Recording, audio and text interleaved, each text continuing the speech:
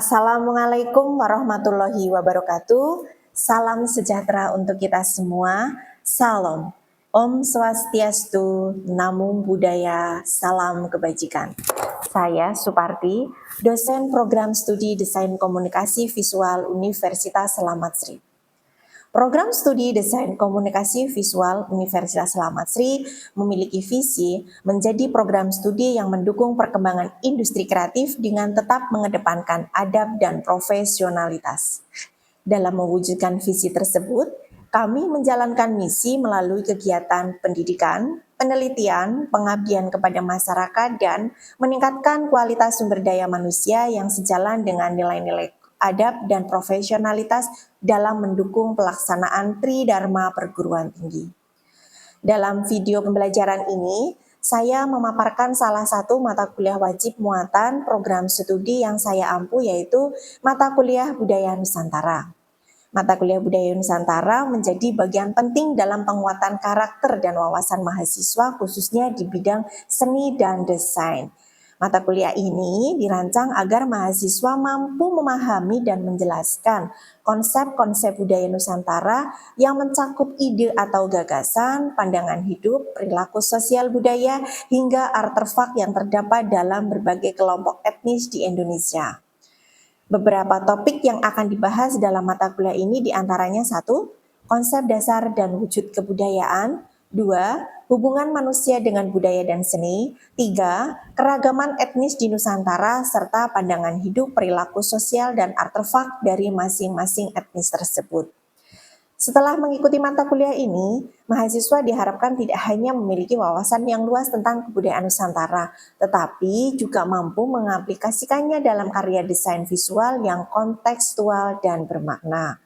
Berikut lampiran rencana pembelajaran semester dari mata kuliah Budaya Nusantara. CPL Prodi yang dibebankan pada mata kuliah ini adalah mahasiswa mampu bersikap toleran terhadap keberagaman budaya, memahami konsep dasar kebudayaan, hubungan manusia dan seni, dan bekerja sama secara efektif dalam kelompok lintas budaya. CPMK mata kuliah Budaya Nusantara 1. Mahasiswa mampu memahami dan menjelaskan konsep serta keragaman budaya Nusantara secara kritis. 2. Menganalisis keterkaitan budaya dengan manusia dan seni, mengidentifikasi unsur budaya berbagai etnis di Indonesia. 3. Menyampaikan gagasan budaya secara lisan dan tulisan secara argumentatif. 4. Menunjukkan sikap toleran dan apresiatif terhadap keberagaman sebagai bentuk integrasi sosial. Sub CPMK mata kuliah Budaya Nusantara di antaranya 1. Mahasiswa memahami konsep dasar, wujud, dan keragaman kebudayaan secara etnis di Indonesia. 2. Menjelaskan hubungan antara manusia, kebudayaan, dan seni. 3. Menguraikan pandangan hidup, perilaku sosial, dan artefak budaya berbagai etnis Nusantara. 4. Menyusun laporan budaya etnis secara akademik. 5. Menunjukkan sikap terbuka, menghargai keragaman, dan merefleksikan nilai kemanusiaan dan persatuan. Dalam satu semester, mata kuliah Budaya Nusantara mempelajari 16 topik, di antaranya konsep kebudayaan, ragam etnis, hingga karakter budaya dari berbagai daerah. Pustaka yang digunakan salah satunya yaitu buku ajar karya seni sendiri dengan judul Buku Ajar Nusantara dalam Lensa Budaya, Memahami Etnisitas Seni dan Perilaku Sosial. Metode pembelajaran mencakup ceramah interaktif, diskusi, presentasi, dan penugasan berbasis proyek. Untuk penilaian terdiri dari keaktifan dengan bobot 10%, tugas individu 20%, tugas kelompok 20%, ujian tengah semester 25%, dan 25% ujian akhir semester. Setelah menyelesaikan perkuliahan ini, mahasiswa mampu menjelaskan konsep tentang kebudayaan terkait ide atau gagasan, pandangan hidup serta perilaku sosial budaya, dan artefak yang terdapat dalam suatu kelompok masyarakat yang ada di Nusantara. Demikian lampiran rencana pembelajaran semester untuk mata kuliah Budaya Nusantara. Dilanjutkan dengan video pembelajaran. Terima kasih. Wassalamualaikum warahmatullahi wabarakatuh. Selamat menyaksikan. Assalamualaikum warahmatullahi wabarakatuh. Waalaikumsalam warahmatullahi wabarakatuh. Selamat pagi semuanya. Bagaimana kabar Anda hari ini? Alhamdulillah. Alhamdulillah, luar biasa. Siapa yang hari ini tidak masuk? Rafis, kenapa? Ada acara keluarga. Oke, kita lanjutkan. Kita memasuki pertemuan yang 7. Untuk minggu depan berarti kita melaksanakan ujian tengah semester. Sebelumnya di pertemuan ke-6 kita membahas tentang wawasan budaya Nusantara. Masih ingat dengan materi minggu kemarin? Masih ingat? Masih, nggak lupa ya. Ya, kita mulai. Ulas kembali terkait dengan definisi wawasan budaya Nusantara. Siapa yang masih ingat ada apa dengan wawasan budaya Nusantara? Silakan angkat tangan. Definisi dari wawasan budaya Nusantara. Oke, apa Mas? Cara pandang yang memandang keberagaman budaya Indonesia sebagai satu kesatuan yang utuh. Sebagai kesatuan yang utuh. Terus konsepnya apa yang terkait dengan wawasan budaya Nusantara? Konsepnya mencakup bagaimana cara pandang untuk memahami keberagaman budaya yang ada di Indonesia. Yang ada di Indonesia. Terus kemudian setelah ada konsep, itu kita masuk ke nilai-nilai budaya Nusantara. Meliputi apa saja? Apa? Nilai-nilai budaya Nusantara meliputi yaitu serangkaian prinsip, norma, dan ajaran yang telah berkembang dalam masyarakat Indonesia sejak zaman dahulu yang mencerminkan cara hidup, pola pikir, serta kearifan lokal yang mengarah pada kehidupan yang harmonis, saling pengertian, dan saling hidup. Saling menghargai. Peran dan fungsi budaya Nusantara apa? Ya? Peran dan fungsi budaya Nusantara mencakup tradisi, seni, filosofi hidup, dan nilai-nilai sosial yang sudah ada sejak zaman dahulu dan kini menjadi simbol atau identitas Indonesia. Sebagai simbol atau identitas Indonesia. Bisa juga nanti turun menjadi identitas daerah tersebut ya. Kemudian selanjutnya keragaman budaya Nusantara apa saja? Ya? Keragaman budaya Nusantara, setiap suku memiliki bahasa adat, istiadat, kepercayaan yang mencerminkan keberagaman yang sangat kaya dalam kehidupan bermasyarakat, dan keragaman ini sebagai identitas warisan budaya dari nenek moyang. Oke, kepada Gerimis sudah. Salah satunya itu kalian. Kalian itu adalah apa? Aset bangsa. Jadi sebagai aset bangsa, kalian harus memahami, mengenal, mengembangkan, dan juga melestarikan hasil atau warisan dari nenek moyang kita. Oke, masyarakat Kendal ya khususnya ini. Semuanya dari Kendal kan? Iya, nanti kita akan belajar untuk memasuki konsep-konsep kebudayaan Nusantara itu ada apa saja. Hari ini akan kita pelajari bersama. Oke?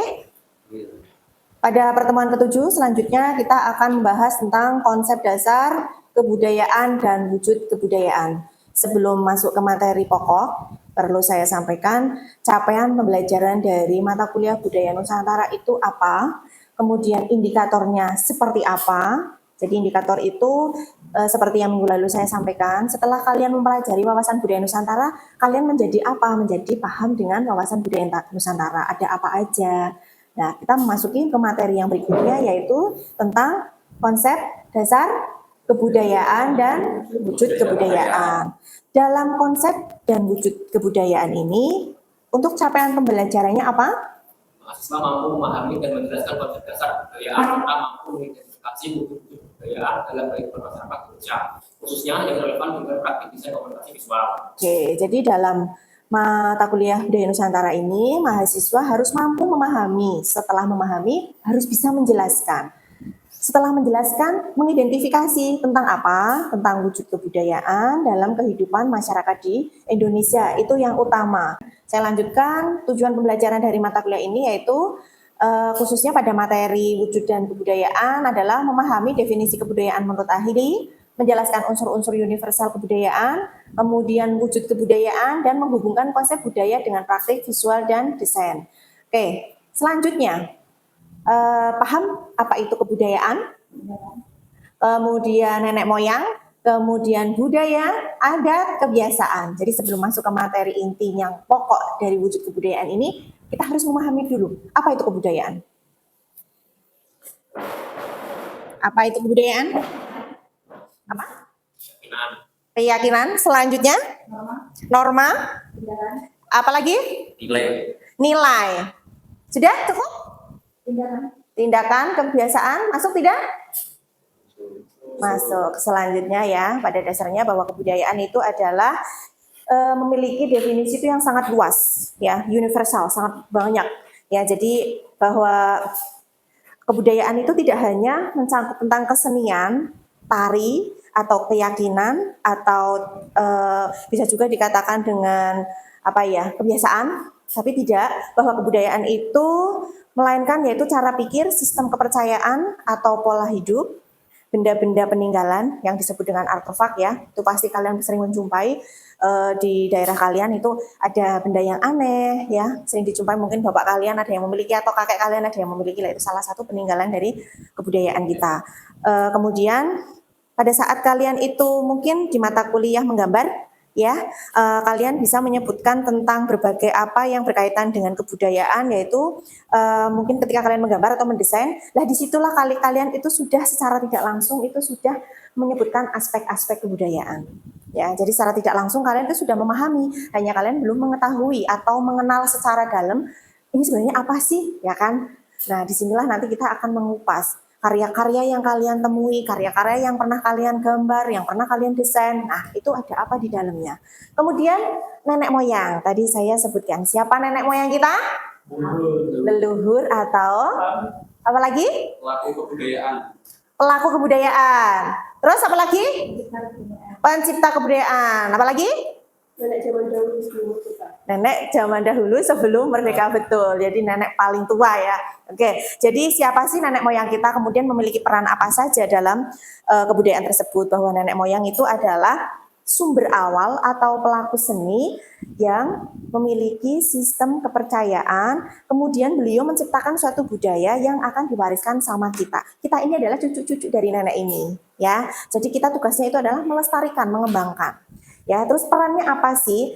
Yaitu menciptakan awal kebudayaan, adanya sistem kepercayaan, kemudian adanya seni, kebiasaan hidup, dan ingat ya, bahwa kalian itu merupakan proses dari penciptaan kebudayaan. Jadi kalian itu adalah alat untuk memproses suatu kebudayaan. Ya, kalau sudah jadi kebudayaan, kalau sudah menjadi kebiasaan, akan diturunkan ke siapa? Ke adikmu, ke tetanggamu, ya kan, ke anak keturunan kamu nantinya, gitu. Jadi kita harus memiliki kebudayaan atau kebiasaan yang positif agar cucu kita, keturunan kita dapat mengkopi atau meneruskan hal-hal yang positif yang pernah kita lakukan. Yang selanjutnya ada budaya, kemudian ada juga kebudayaan. Ada apa itu? Bahwa kita memiliki makna yang sama. Budaya itu lebih konkret, sering disebut sama masyarakat itu lebih kayak apa ya, konteks. Jadi budaya kita kan memang budaya kebarat-baratan, ya kan, padahal kita tidak. Kita itu berada di mana sih? Di timur apa di barat? Di timur. Kalau di barat, maaf ya, dari pakaian, kemudian dari etika, kemudian nanti kita bahas ya di 7 unsur kebudayaan universal. Selanjutnya ada adat. Apa itu adat? Kebiasaan, aturan, tatanan, apa lagi? Apa tadi? Adat itu ada apa saja? Kebiasaan, ya. Oke, jadi adat itu merupakan aturan yang tidak tertulis.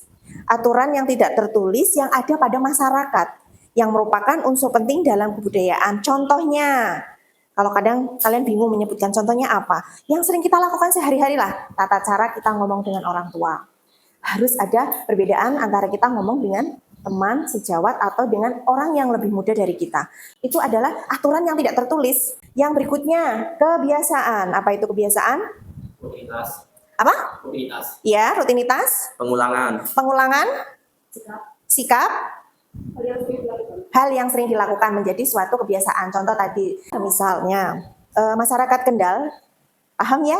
Setiap mau menjelang bulan puasa itu apa yang dilakukan? Melakukan tradisi apa? Apa? Apa? Dogderan. Kalau wewehan biasanya kapan? 7 hari sudah Syawal ya? Iya, wewehan ya. Berarti kalau sebelum puasa itu melakukan tradisi atau kebiasaan atau adat, yaitu dogderan untuk menyambut bulan Ramadan. Oke, selanjutnya kita masuk ke definisi kebudayaan. Apa itu kebudayaan? Bahwa kebudayaan itu adalah sesuatu yang berkaitan dengan budi dan akal manusia. Menurut Kuncharaningrat, bahwa kebudayaan adalah seluruh sistem gagasan tindakan dan hasil karya manusia dalam kehidupan masyarakat untuk dijadikan atau sebagai milik manusia untuk belajar. Kemudian menurut Taylor itu apa? Kebudayaan yaitu keseluruhan yang kompleks yang mencakup pengetahuan, kepercayaan seni, moral, hukum, adat, istiadat, dan kemampuan yang diperoleh oleh manusia sebagai anggota masyarakat. Ya, oke. Bahwa di sini digarisbawahi bahwa kebudayaan itu adalah sistem atau gagasan atau tindakan, ya, bahwa ini kebudayaan itu bukan hanya sekedar warisan nenek moyang tetapi juga hasil dari kreativitas manusia dalam berpikir, yaitu disebut dengan cipta, kemudian merasa yaitu disebut dengan rasa, dan bertindak itu adalah karsa. Contoh kasus ya, misalnya ini contoh, sebagai contoh saja, Kendal itu termasuk kota Pantura Utara, ya. Pantura Utara mayoritas pasti masyarakatnya itu sebagai seorang nelayan atau petani. Ini contoh kasus misal. Karena kita harus mengangkat kebudayaan dari kearifan lokal kita, bahwa contoh kasus misalnya sebagai seorang nelayan. Ya, jadi nanti tugas kalian ketika terjun ke lapangan untuk mengkaji tentang kebudayaan Nusantara ini, kebudayaan orang Kendal itu seperti apa, yang kehidupannya notabene sebagai seorang nelayan, itu apa yang mereka lakukan, yaitu pertama kalian itu harus mencari nilai.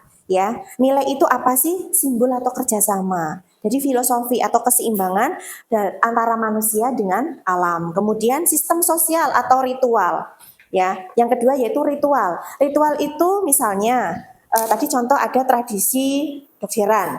Kalau Dogderan itu mungkin agak kota ya, di daerah Kaliwungu ya. Tapi kalau untuk nelayan mungkin mereka lebih melakukan yaitu nyadran atau sedekah bumi, atau apalagi yang pernah dilakukan waktu itu di Pantai Ngebum ya. Ada itu sedekah bumi di sana dengan tujuannya untuk apa? Untuk kegiatan yang termasuk sistem sosial sebagai kepercayaan kita. Kemudian artefak ya. Jadi ketika meneliti tersebut kalian selain memiliki nilai, kalian juga harus tahu dengan ritualnya, kemudian bentuk artefaknya. Contohnya misalnya bentuk artefak di Kendal itu banyak banget. Ada batik. Kemudian ada alat pertanian tradisional. Kalau dulu itu ketika saya meneliti tentang artefak atau benda peninggalan yang ada di Kabupaten Kendal itu sebagai seorang nelayan, mereka itu sangat antusias melukis perahunya itu dengan bentuk-bentuk artefak yang ada peninggalan yang ada di Kota Kendal ini. Jadi kebudayaan intinya bahwa keseluruhan hasil dari hak cipta rasa dan karsa manusia yang mencangkup pengetahuan, kepercayaan, seni moral, hukum adat, serta segala bentuk aktivitas dan benda hasil karya manusia yang dipelajari dan diwariskan secara sosial dalam kehidupan bermasyarakat. Oke, selanjutnya kita masuki ke unsur-unsur kebudayaan menurut Kuncaraningrat. Ada 7 ya. Jadi menurut Kuncaraningrat itu kebudayaan itu menyeluruh atau universal. Yang pertama sistem religi, yang kedua sistem organisasi, yang ketiga pengetahuan, 4 bahasa, 5 kesenian, 6 sistem mata pencaharian hidup, dan 7 sistem teknologi dan peralatan hidup. Dari 7 unsur kebudayaan universal ini semuanya sudah ada pada kalian. Ya, secara lingkup daerah, secara lingkup keluarga, itu sudah ada semua. Religi itu berkaitan dengan apa? Hal-hal yang berkaitan dengan supranatural atau percayaan. Contohnya apa ya? Kalian tahu? Kepercayaan, apalagi? Pacaran setengah. Ya. Pemilihan agama yang dianut. Iya, oke. Jadi religi itu berkaitan dengan pemilihan agama yang dianut. Ya, kita tidak pernah membatasi atau meminta orang lain untuk ikut agama kita. Semua itu kepercayaan akan dikembalikan kepada masing-masing anggota atau masing-masing individu. Yang kedua, sistem organisasi kemasyarakatan, bahwa aturan atau struktur sosial dalam masyarakat atau keluarga yang mengatur hubungan antar individu dan kelompok. Contohnya, Gotong royong, gotong royong. Kemudian, Sistem rukun tetangga. iya. Ada lagi? Lanjut. Sistem pengetahuan. Sistem pengetahuan itu pengetahuan masyarakat tentang alam, manusia, waktu, dan kehidupan. Contohnya? Pengetahuan tentang musim. Apa?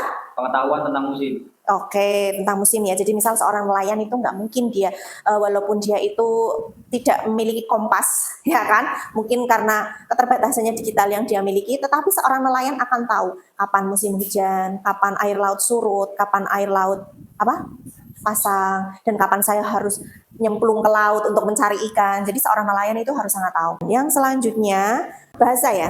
Bahasa itu merupakan alat komunikasi utama dalam budaya baik lisan maupun tertulis. Ya, contohnya apa kira-kira? Jawa. Bahasa Jawa. Bahasa apa lagi? Bahasa tubuh. Kira-kira kalau saya ini apa? Cinta. Berarti saya I love. Nah, itu yang sering disampaikan ya. Akmal itu kalau sama temen ceweknya di kampung, sayang gitu. Iya. Bahasa tubuh ya. Itu hanya Akmal dan si perempuan itu yang tahu. Kemudian yang kelima yaitu kesenian. Kesenian itu merupakan ekspresi keindahan atau kreativitas manusia dalam karya seni. Contohnya seni tari, kemudian seni musik, ada lagi wayang, batik, batik, karya seni juga, apalagi? Seni ukir ya, apalagi? Cukup? Ya, seni ya, saya contohkan seni tari. Jadi setiap daerah itu memiliki seni tari yang berbeda-beda. Kalau di Semarang itu ada tari warak ngendok. Itu. Kalau di Kendal itu ada tari kuda lumping. Kemudian ada tari opak abang, itu yang sempat eksis juga ya waktu itu dan sampai sekarang juga masih eksis karena tari opak abang itu merupakan tari peninggalan tak benda ya. Jadi itu tariannya itu ya remaja-remaja kayak kalian seperti itu, walaupun masih remaja mereka tetap masih sangat semangat untuk melestarikan budaya itu ya. Kemudian yang selanjutnya sistem mata pencaharian hidup, yaitu bagaimana cara manusia memenuhi kebutuhan hidup sehari-hari. Misalnya apa? Bertani, kemudian berdagang, melaut atau nelayan. Jadi bagaimana cara kita, kalian masih remaja belum memikirkan hal-hal itu ya. Kalau sudah tua nanti berpikir saya mau kerja di mana, saya mau jadi nelayan, atau saya mau jadi petani, atau saya mau jadi pegawai negeri, atau saya mau jadi pegawai ngeri, ya kan? Karena ini kalian masih semester 2, masih sangat lama, tapi semangat jangan berkurang. Oke? Yang terakhir yaitu sistem teknologi dan peralatan hidup. Alat dan teknik yang digunakan oleh manusia untuk mengolah lingkungan dan kehidupan. Jadi alat-alat atau teknik yang digunakan dari masing-masing orang itu berbeda. Bagaimana sih perannya kebudayaan dalam konteks DKV? Bagaimana? Ya ini ya, jadi kalian harus mengkolaborasikan antara kebudayaan yang ada dengan skill DKV. Di mana pemahaman atau budaya misal contoh nih, ketika akan mengembangkan konsep visual tentang motif batik, misal contohnya kalian itu saya akan mengembangkan terkait dengan motif batik. Jadi serta-merta kalian itu tidak datang ke tempat batik, kemudian kalian memotret motif-motifnya, setelah itu diupload. Inilah motif-motif batik Kota Kendal. Tidak, karena kalian seorang desain komunikasi visual, berarti kalian harus di situ harus melihat. Setelah melihat kalian harus menilai. Setelah menilai kalian harus tahu fungsinya, ya. Setelah tahu fungsinya, kalian harus tahu filosofinya. Kemudian selain itu juga harus tahu sejarahnya. Nah, kalian harus bisa menjelaskan kepada masyarakat, itulah fungsinya desain komunikasi, mengkomunikasikan visual yang sudah diciptakan.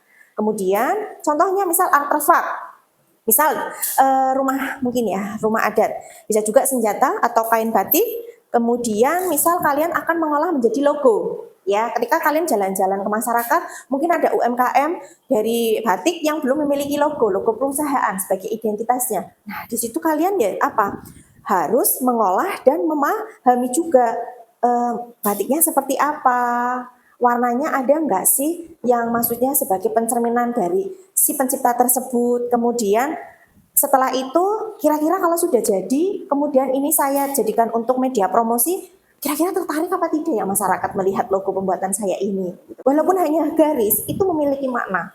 Ya, jadi sedetail mungkin ketika kalian itu membuat suatu rancangan logo. Misalnya ini saya memberikan contohnya logo, nanti banyak lagi, ada poster, ada ilustrasi, ya kan? Nanti kalau sudah di semester 5 kalian akan akan belajar mata kuliah di KV 5. Di situ nanti kalian akan belajar bagaimana mendesain logo, kemudian filosofi apa aja, kemudian ada GSM, nah itu nanti ada di situ ya. Jadi dari ini kalian sudah memahami dulu, kira-kira nanti saya akan mendesain apa ya? Banyak itu di masyarakat. Kamu tidak kalah, kalau kamu tidak kurang dengan ide-ide yang ada. Oke, sampai di sini ada yang ditanyakan? Belum? Oke, saya lanjutkan ya. Sekarang masuk ke diskusi. Silakan kalian duduk berkelompok. Pilih salah satu artefak budaya lokal, di mana nanti di dalam diskusi kalian itu ada asal-usul dan fungsi budaya artefak, kemudian makna simbolis, kemudian apa yang bisa digunakan untuk desain dan bagaimana caranya. Oke, untuk yang kursi depan saya jadikan kelompok 1, kursi nomor 2 kelompok 2, kursi nomor 3 kelompok 3. Silakan dikerjakan.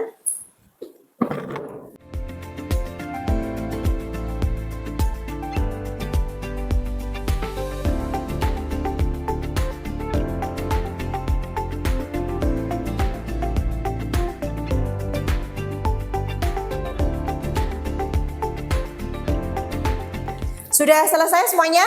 Sudah. Dari kelompok 1 terlebih dahulu mengambil tema apa? Tari opak-abang. Tari opak-abang. Bisa disebutkan dari mana asalnya? Tari opak-abang berasal dari Desa Pucangrejo, Kecamatan Gumuh, Kabupaten Kendal, Jawa Tengah. Tari ini merupakan bagian dari tari tradisional syukuran, hasil panen, dan acara sedekah bumi yang memiliki nilai spiritual dan sosial yang tinggi dalam masyarakat setempat. Selanjutnya, kaitannya apa dengan DKV? Ya, jadi apa yang bisa digunakan untuk desain dan bagaimana caranya? Ada nggak dari tari opak-abang itu kira-kira? Misalnya apa? Mungkin dari kostum penarinya bisa diapakan, atau mungkin dari desa tersebut memiliki slogan apa, bisa dibikin seperti apa gitu, ada nggak? Ada. Apa kira-kira? Unsur tarinya sendiri yaitu busana penari yang berwarna merah cerah. Ya. Untuk pengembangan desain itu bisa jadi inspirasi warna dan motif untuk kemasan produk lokal. Oke, berarti dari unsur warna ya. Terus ada lagi selain itu? Mungkin dari gerakan tarinya. Gerakan tari yang seperti apa? Untuk pengembangan desainnya sendiri bisa dianimasikan kepada promosi pariwisata budaya atau musik grafis. Promosi atau vision grafis. Oke. Ya, terima kasih. Tepuk tangan untuk kelompok 1. Oke, terima kasih untuk semuanya. Berarti dengan diskusi yang sudah dipaparkan, bahwasanya kalian sudah sangat memahami dengan mata kuliah Budaya Nusantara tentang konsep dan wujud kebudayaan. Oke, sekali lagi tepuk tangan untuk kita semuanya. Oke, sebelum saya lanjutkan, berarti kesimpulannya bahwa kebudayaan merupakan hasil cipta rasa karsa manusia yang tercermin dalam ide aktivitas dan artefak. Menurut Kunchara Ringrat, setiap kebudayaan memiliki 7 unsur universal. Meliputi apa saja? Bahasa, sistem pengetahuan, ya, Dan religi. Salah satunya itu ya. Jadi wujud-wujud kebudayaan tersebut kemudian dibagi menjadi 3, yaitu ada nilai norma, tindakan berupa kebiasaan dan upacara, kemudian artefak yaitu benda peninggalan atau benda budaya. Dalam konteks DKV, bahwa pemahaman terhadap kebudayaan sangat penting agar desainer dapat mengangkat elemen budaya secara etis dan bermakna, bukan hanya sekedar sebagai hiasan visual, melainkan sebagai sarana pelestarian dan komunikasi identitas lokal. Oke, sudah cukup perkuliahan pada hari ini. Minggu depan kalian melaksanakan ujian tengah semester dengan materi wawasan budaya Nusantara, konsep dan kebudayaan. Kemudian jangan lupa minggu depan wajib hadir semua. Kalian ada kegiatan ujian tengah semester, ada pertemuan ke-9 nanti. Sekaligus kalian mengumpulkan tugas individu, di mana tugas ini kalian itu seperti membuat makalah yang isinya memilih salah satu artefak budaya lokal dari daerah asal kamu. Misalnya contoh, boleh alat musik, boleh motif batik, boleh rumah adat, boleh alat pertanian, boleh pakaian atau berkaitan dengan fashion. Silahkan kalian, saya bebaskan untuk memilih. Kemudian setelah dipilih kalian harus mencangkut 3 wujud ya. Jadi kalian membuat kata-kata di situ, gagasan apa yang terkandung di dalam artefak tersebut. Kemudian aktivitas atau ritual apa yang berkaitan dengan artefak tersebut. Dan yang terakhir, seperti apa bentuk fisik atau visualnya dari artefak tersebut. Jadi menganalisis. Tugas kalian silakan dibuat narasi singkat maksimal 300 kata, boleh dibuat gambar atau sketsa atau kolase visual. Kemudian ini, bagaimana sih kamu kok bisa tertarik? Kemudian kamu sangat tertarik untuk mengangkat artefak ini menjadi desain yang relevan pada zaman sekarang. Jadi itu perlu ya, jadi itu dijelaskan. Kemudian tugas dikumpulkan pada pertemuan ke-9. Ada yang mau ditanyakan? Cukup. Sudah cukup? Sifat tugas itu individu, silakan dikumpulkan pada pertemuan ke-9. Oke, Sudah jelas semuanya? Sudah jelas. Oke. Mari kita tutup dengan berdoa menurut agama dan kepercayaannya masing-masing. Berdoa dipersilakan. Berdoa selesai. Tepuk tangan untuk hari ini. Assalamualaikum warahmatullahi wabarakatuh. Waalaikumsalam warahmatullahi wabarakatuh.